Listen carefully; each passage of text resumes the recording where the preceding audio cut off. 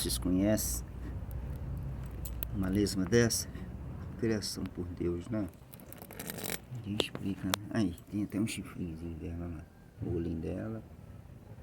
Aí.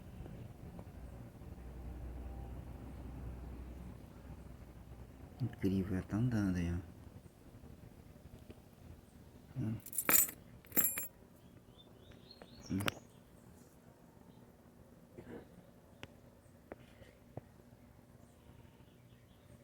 Só Deus que explica a sua natureza, né, gente? Só Deus, né?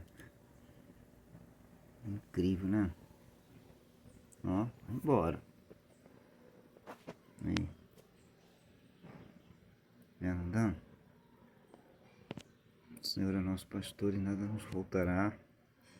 Ele nos faz deitar em pasto verdejante. E nos mostra a sua natureza, né? Tudo criado pelas tuas mãos. Aí, tá vendo? Lesminha aí. Aí.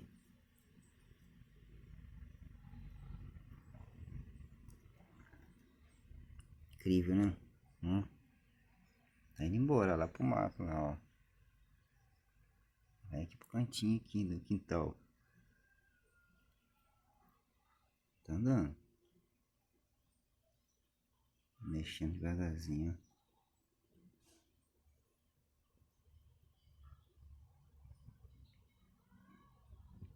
Ó. Como é que pode, ela é incrível. Ela tem uma capa dura. É a morada, é onde ela esconde o corpo, acho. Uma tartaruga se esconde ali dentro dessa placa dura aí, né? Incrível, né? Aqui tem, tá vendo? É ela, aqui é toda ela. O corpinho dela aí, né?